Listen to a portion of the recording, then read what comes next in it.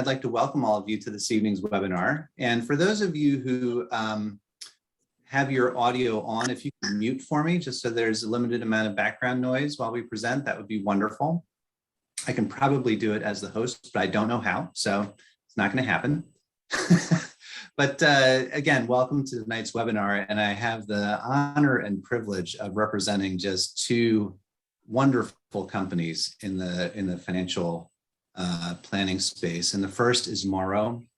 And you know, these words here are very carefully chosen, and human first approach is something I definitely like to emphasize. And it's not only with Morrow's clients, but also with the employees. I love this team, I love this company, and it's not just words on a page, but it's taken to heart that Morrow takes a human first approach to everything it does in terms of clients, in terms of holistic retirement planning, and in terms of its employees. The other piece I'd like to highlight is this bottom section, which is so important, and that's having the opportunity to receive dedicated guidance from a retirement professional, in this case, a certified financial planner. And this was not the case even as recently as 10 years ago, where to get access to financial professionals, you often had to have a big pile of money for them to go manage. And that was the only way to gain access to that kind of information. And Morrow is really democratizing financial advice, making it available to everyone who needs it, especially at this very critical juncture, which is entering retirement. And then in trusted planning, again, equally excited to be representing them this evening. And I think one of my favorite things about Entrusted is that they start with the why. You know, so often in life, we take a very mechanical approach to things, and everything just becomes a box check. I need to invest in my 401k. I need to contribute to my Roth. I need to try to trim my taxes down. I need to get estate planning documents in place. But especially for the last, which is what Entrusted is all about. And again, for those of you who haven't muted your sound yet, if you could please mute for me, that would be wonderful. Just so we have a limited amount of background noise. For those of you who don't know how to mute yourselves, you should be able to hover over your picture and click mute in the upper right, and that should do the trick. But again, with Entrusted, starting with the why behind what you're doing in terms of your estate and financial plan. You know, why have you been working all of these years? What kind of legacy do you want to leave behind? What is important to you and your family? What is important to your community? And connecting your values to your assets is really what Entrusted is all about. So again, just a pleasure to represent these two companies this evening. So we're going to talk about reclaiming the costs of COVID and go into a number of things related to that. Just a little bit about me. I came to the financial planning and services industry in a little bit different career path. I was actually a chemical engineer. Chemical engineering is my background from Penn State University. And I used that background for the first 24 years of my career, working at Crayola, with my last position being the Director of Research and Development. From there, I founded Rowan Financial, and that is my private practice while I'm not working at Morrow. I've been doing that for the last 11 years and picked up my certified financial planner designation about 12 years ago. So the things that we're going to be talking about this evening are really, we're going to dig less into mechanics tonight and more into just improving your understanding about your money, and in particular these days, why you might be feeling uneasy about it, and also how major spontaneous purchases can be very disruptive to your personal finances, and maybe some different ways you can think about those as you consider them. And then finally, what I call money vampires, and how small money vampires can nibble away at your savings and things that you can do to combat that. So why you might be feeling uneasy about your money right now. So just to share a very personal story, um, COVID is affecting us each in very different and very dramatic ways. You know, for me, it has just put my emotions on steroids, quite frankly. I went to a funeral today. I cried before the funeral. I cried at the church. I cried at the burial.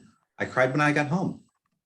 And I've gone 4 years without crying. And today to have that happen 4 times, I know that for me, going on, 2+ years now running with COVID, it's having that kind of effect on people. And everybody is different, and it may be different for you, but it's affecting how we socialize. It's affecting how and where we work. And it's affecting how we think about how our actions could affect others. And it affects our relationship with money as well. Very specifically, it's changing how much we spend on things like we're dining out. It's affecting how much we save. And that's been a real roller coaster for people. And we'll talk about that in a little bit. And it also has affected how we view major purchases. And, in some cases, our circumstances change and these things seem like good ideas, but then they sometimes have unintended consequences. And we'll talk about that in a little bit.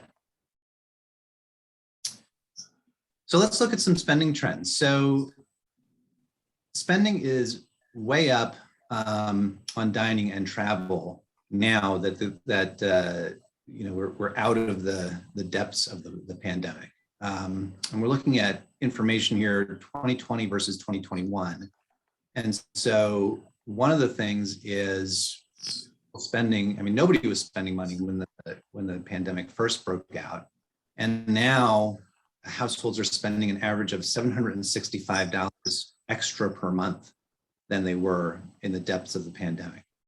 Millennials and Gen Zers are leading this charge with an increase of over $1,000 a month in their spending. And so seeing these kinds of big swings in our personal finances and our spending patterns is not normal. And of course, it makes us uneasy about things. So why is the spending increasing? Well, one of the factors is workers are returning to the office, and so they're spending more money on clothes, commuting costs, eating lunches out. Parents are sending their kids back to school. They're going to be spending 6% more on school supplies than they did in 2020, and this trend is expected to increase in 2020 or continue in 2022. And I talked a little bit about saving, and actually, the pandemic was great for saving. In 2020 or in 2020, people were saving 1/3 of their disposable income. It was easy to save because nobody could get out of the house. But since then, this has dropped back down to 9%. And really, many Americans are having a hard time saving any money. In fact, 48% report saving less than $500 over the last 3 months, and that's less than $200 per month. And so, trend has fully reversed, going as the pandemic has gone on. And so, if we think about these things, and all of the roller coasters that we're on, whether they're emotional or monetary, it's really normal, I think, for us to feel uneasy about money because it's caused these dramatic shifts in our spending and saving patterns that just aren't normal. And so I think all of us, an important recommendation here is consider taking 2022 as a reset year to return your spending and saving levels to what was normal prior to the pandemic hitting. Or if normal wasn't working for you prior to the pandemic, consider taking 2022 as an opportunity to improve your relationship with money and your spending and saving decisions. Any questions or comments from anybody at this point? Yeah, okay. I will move on. So the next is major pandemic purchases. These are fascinating. And I'm sure each of you either know somebody who's done this or maybe you've done it yourselves. And so one of the big shifts that is true in the pandemic is it's given workers freedom of location. Many employers now offer much more flexible work environments, and you can either work 100% remotely, maybe you're going into the office once or twice a week, or maybe you're only going in for specific meetings that might happen, as few as one time a year or several times a year. This is a big change, and it's a wonderful change in many respects. However, everybody's saying to themselves, hey, we don't need to go into the office, so let's go buy something. And these are the things that happened. Many pets were added to households. In fact, 11.38 million US households added a pet, not necessarily a first pet, but added a pet during the first 6 months of the pandemic. And now 70% of US households own a pet, and consequently spending on pet food is up 11% as a result. A second trend is recreational vehicles. Again, we're not tied down to the office. We can go anywhere and do anything. And so RV sales surged 30% in 2021. And usually about a quarter to a third of RVs are first-time buyers. In that period of time, 50 to 80% of those vehicles went to first-time buyers. And we'll talk about some of the things that have happened to those RVs now that they're sitting in people's driveways. And then the third is second home purchases. So move the people here over my screen. There we go. So again, amazing statistic. 13% of all house purchases in 2021 were second homes. And of people who hadn't already bought one, 33%, a third of us, are thinking about adding a second home, also a record. So what is happening of all these things? Well, let's talk about second homes specifically. A new term that's out there is co-primary residences or homes, not even a second home, but it's a second place that people live. Again, we said 13% of all home purchases were second homes. And this bottom bullet is what's really interesting to me, kind of some of the unintended consequences, which is, being able to take advantage of the co-primary trend and have a second place to live is alluring.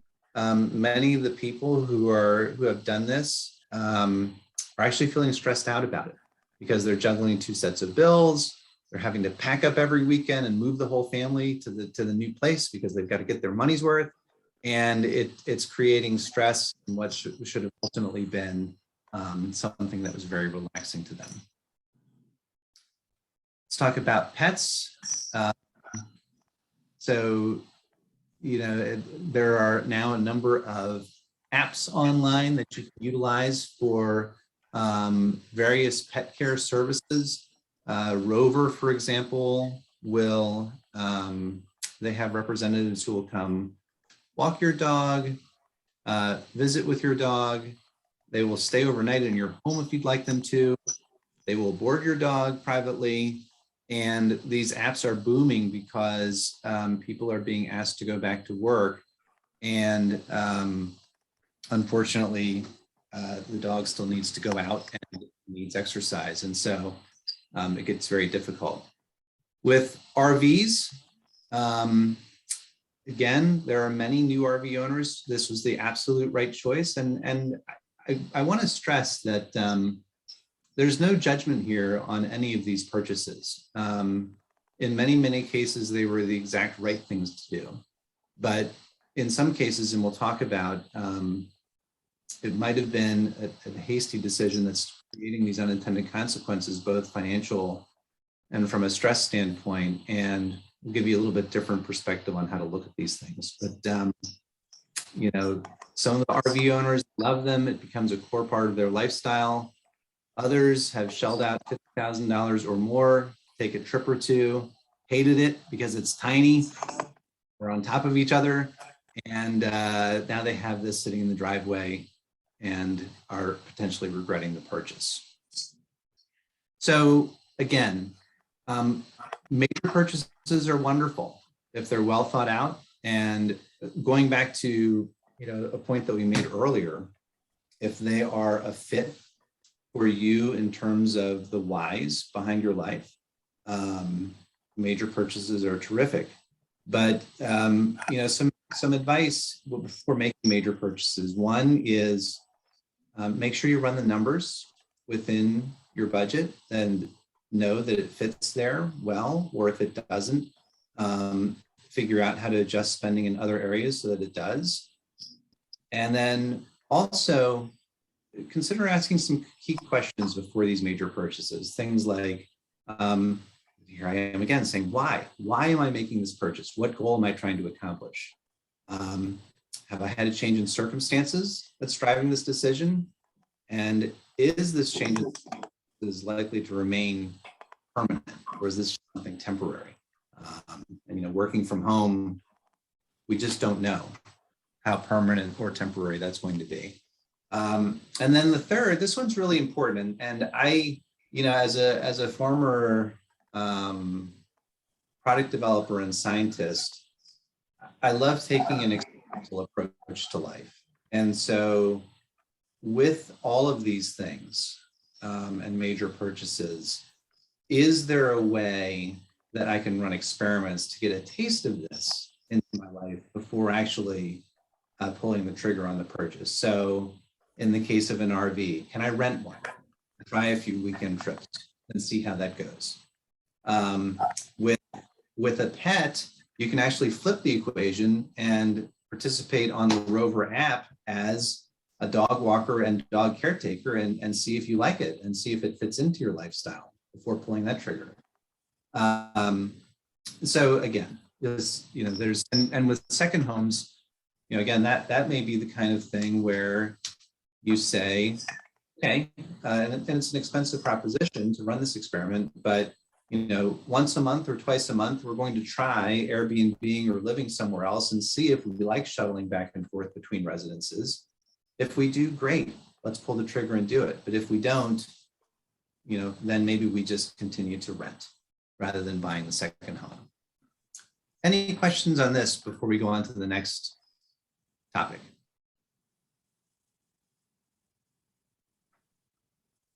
Okay. So then the third is, are money vampires draining your budget? And this one really,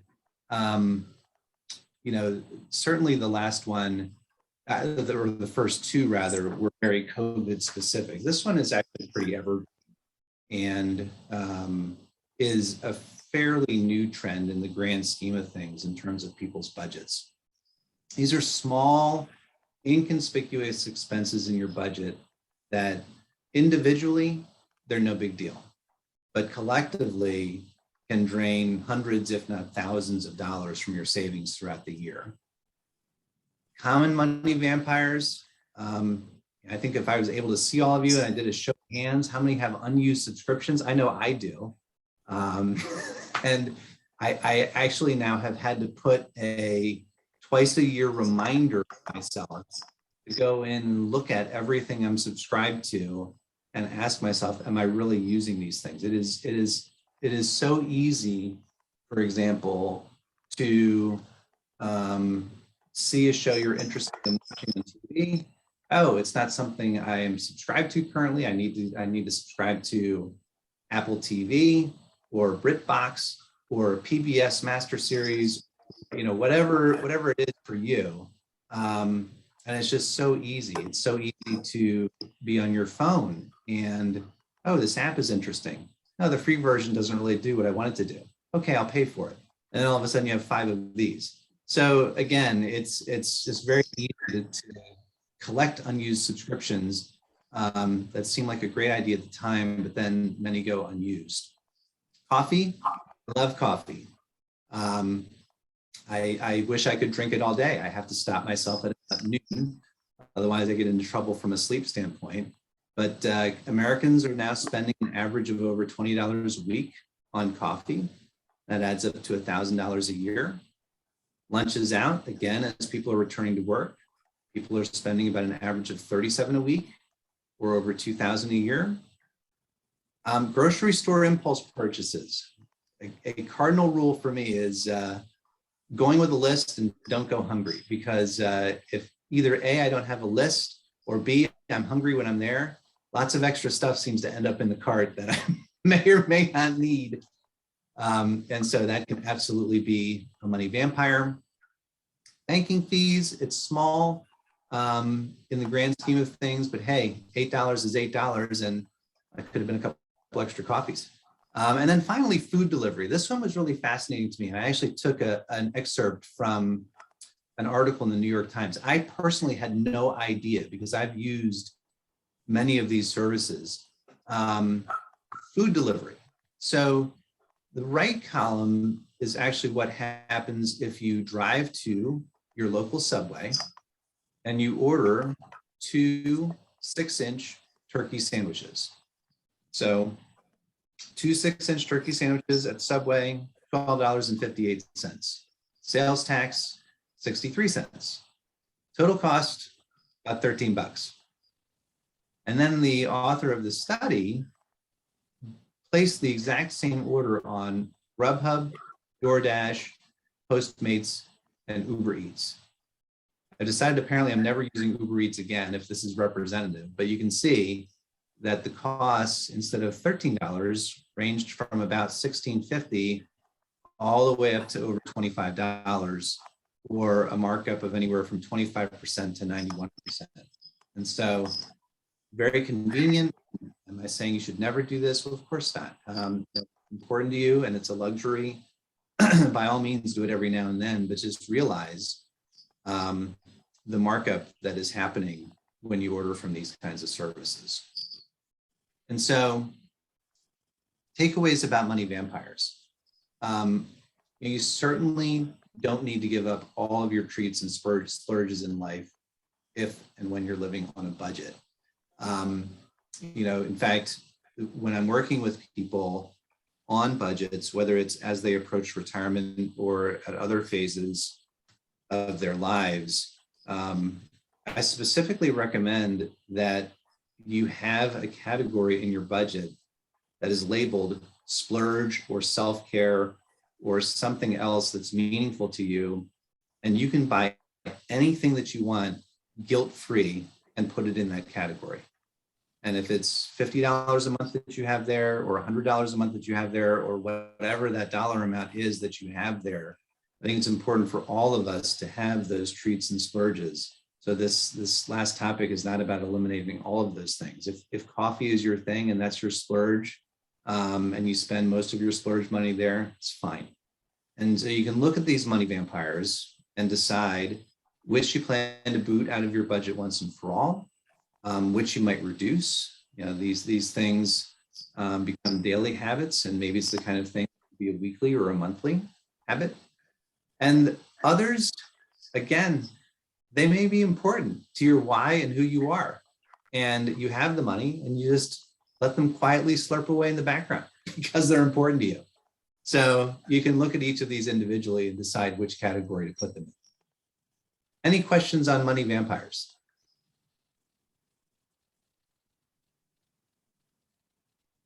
Okay. So again, tonight was really about just laying some very simple groundwork about how each of us looks at money, how each of us looks at major purchases, some of the things that may be happening in the backgrounds of our budgets. And we didn't really dig in a whole lot to the mechanics of money management. And that's what's really coming up in our next session, which is part 2 on February 10th. There we'll be setting goals to guide money decisions. I'll talk about various budgeting techniques. There are many, and we'll distill it down into several buckets of budgeting techniques, not only to improve the math behind your finances, but also to improve your money mindset. And then finally, I love this last one. And money is a relationship, and we know If you don't pay attention to the other person in the relationship, they don't treat you well. So I recommend taking your money on a date at least once a year. Some people call it a money summit. That's fine too. But the more attention you pay to your money, not obsessively, we're not counting, but we're taking stock of things at least once or twice a year by taking our money on a date and making sure that it matches both the why behind who we are and the what that we're trying to accomplish with our finances. So thank you so much to all of you for participating in tonight's webinar. If you didn't catch it all, Maura will be sending a recording and a summary of the session by email, and also a link to join us for part 2 on February 10th.